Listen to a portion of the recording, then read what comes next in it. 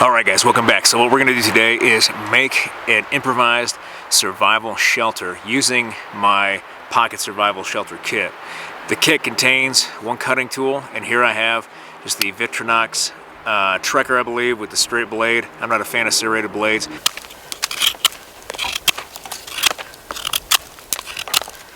This knife also has a good saw for notch carving and taking down smaller branches.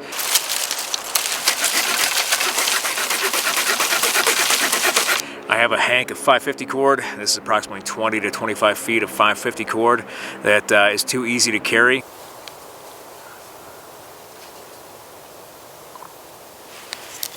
And then lastly, I have a Mylar blanket.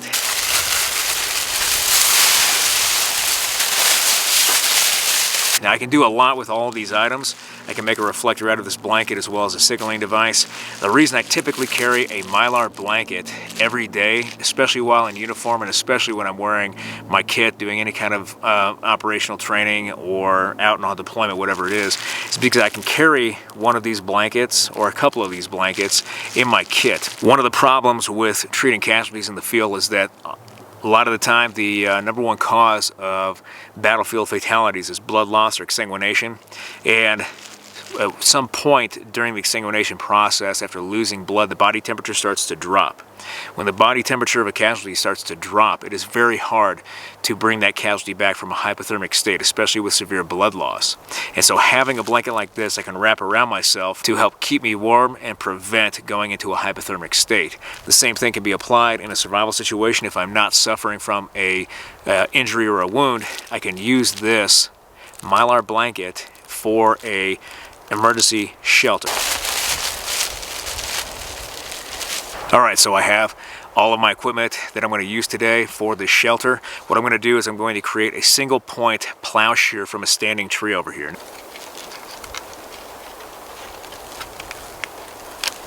Now what I'm going to need are 3 stakes and then a couple of pieces of this 550 cord for anchor points.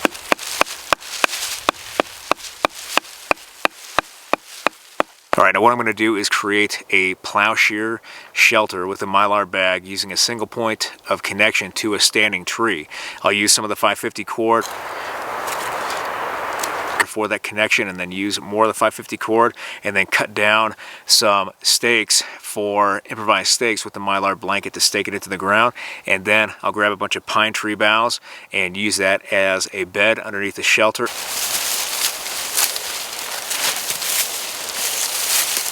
And that will complete my emergency shelter. Let's get started. Alright, so the first thing I'm going to do is cut down some stakes. I'm going to make 3 stakes, and there's a lot of gamble oak behind me. I'll cut down 3 stakes, a good length, so I can pound them into the ground.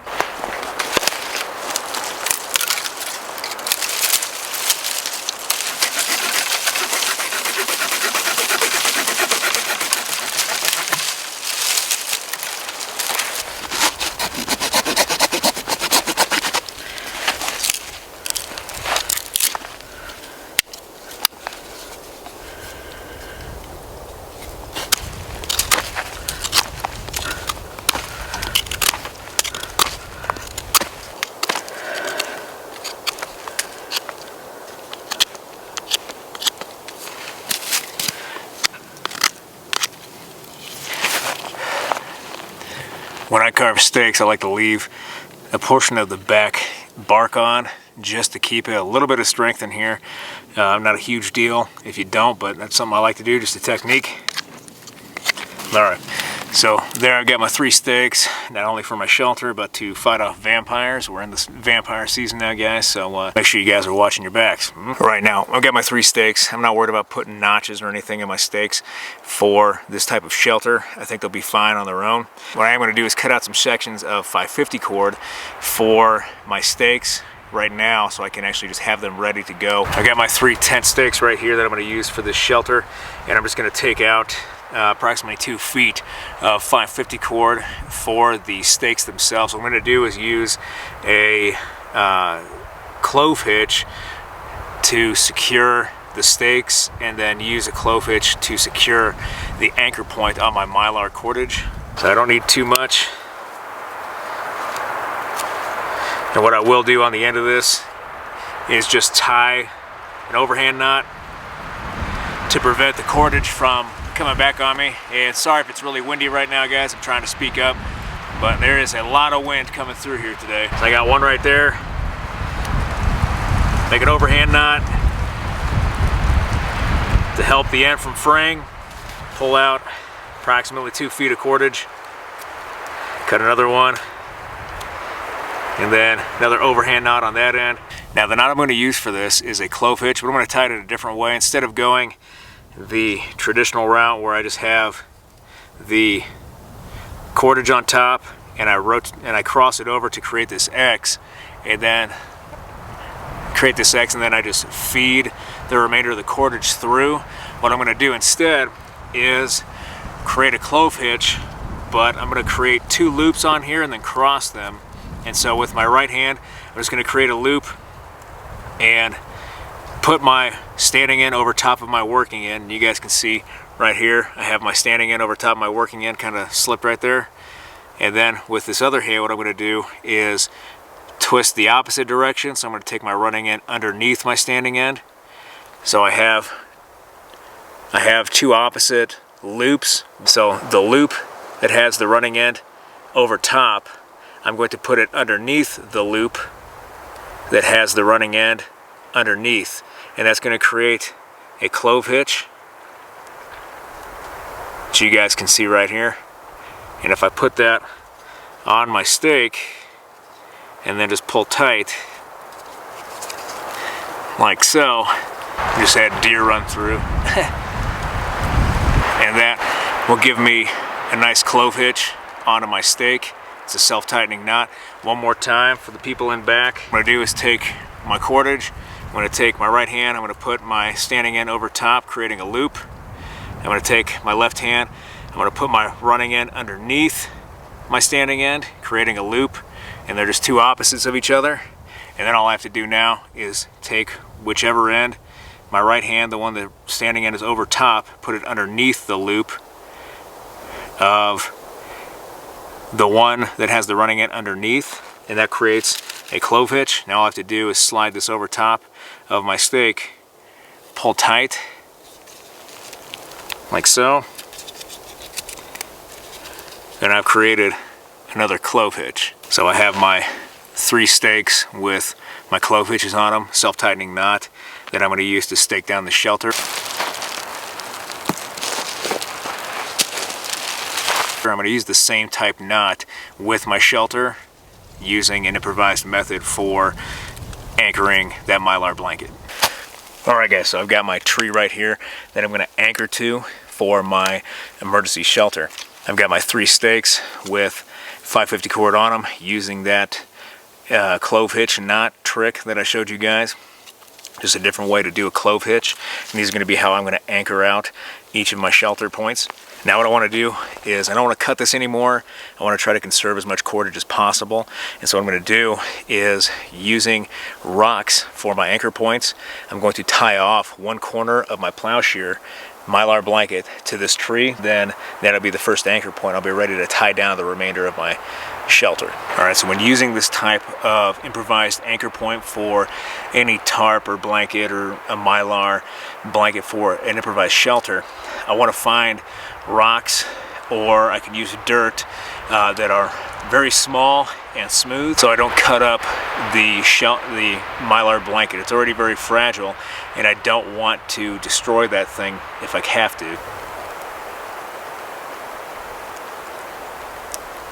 I can use dirt for the anchor points as well, but I'm going to go with rocks for this, just small, smooth ones, and then I'll use that clove hitch knot tying trick that I showed you guys for those anchor points to stake them out and grab a baton so I can put my stakes in the ground, and then we'll be complete with that shelter. Alright guys, so I have my Mylar blanket, I have some pebbles for my anchor points, and then I've got my cordage. What I can do here is, it's pretty windy, so a method for doing this is to unfold the Mylar as best as possible and find one of the corners. So I have one corner right here. You can see I've got the shiny side. What I'm going to do is take one rock from my pocket here and put it in and create an anchor point inside the Mylar blanket. And I'm going to use this to tie to the tree. So I'll grab my cordage and tie it off. It doesn't matter how I tie it off. I just need to tie it off before this wind picks up again.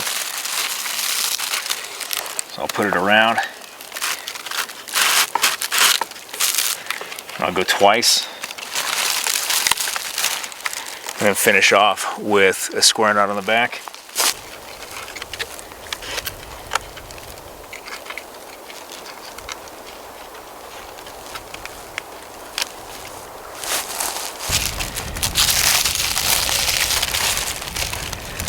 Go around once, twice, and then finish off with a square knot. Left over right, right over left, and pull it tight so it doesn't slip. And this is going to be my first anchor point for my emergency shelter on this side. All right, so I've got my Mylar blanket. You can see it looks like a gaggle right now, but I'm going to unfold this without losing my anchor point up here and find that opposite corner and then stake it out using the same method, only this time I'm going to use one of my stakes with a clove hitch around the rock inside the Mylar for the actual tent stake, and we'll begin getting that plow shear shape set up. All right, I've got my opposite corner and I've got my rock. I'm going to put it inside to create that anchor. I'm going to grab my stake. I'm going to create that same knot that I had earlier, making a clove hitch just right on top of left, left on top of right, crossing underneath, and then I'll put it around that rock, pulling tight to create that clove hitch. And now I have my stake set up. All I have to do now is plant it in the ground.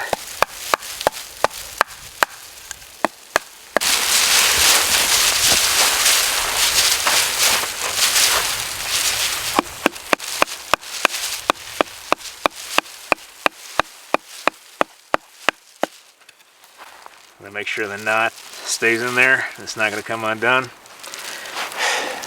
Now we can stake off the rest of the sides.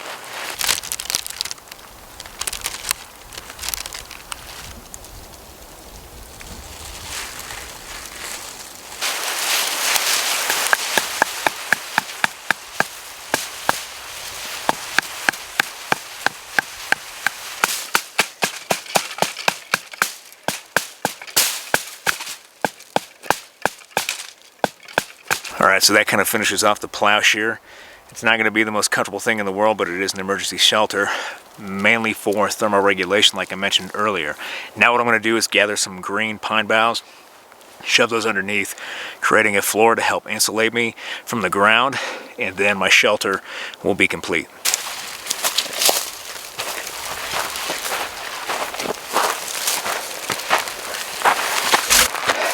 Now just grab my pine boughs, put them underneath to help create that layer of insulation between me and the ground so I don't lose that much body heat through conduction through the ground. And then I've got this shelter over top, keeping my body heat somewhat inside, creating that microclimate and avoiding heat loss through convection through the strong breezes that are happening right now.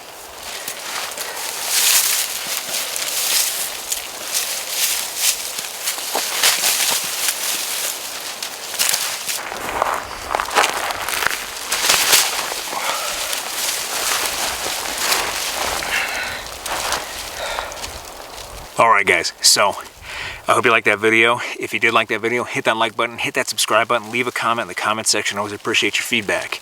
I will let you guys know that at the bottom of my description section, besides being able to follow me on social media, Twitter, Facebook, and Instagram, what I'm going to leave down there are links to products that you guys may see me use or different gear or equipment. This is through my Amazon's affiliate page. The links will take you straight to gear I either recommend or gear that I use in my videos if you guys are searching for some of those things. I've had a lot of people ask me what type of gear I use, or ask me where they can find some of the gear I use. So I'm going to do you one better, and I'm going to leave links in the description to find that gear easier for you guys. Okay, I don't make any money from you guys purchasing that gear other than a commission from Amazon through our affiliates contract. But I want to thank you guys for your likes, your views, your subscriptions, your comments, your feedback, and your shares, and I'll be back with another video just as soon as I can, guys. Thanks.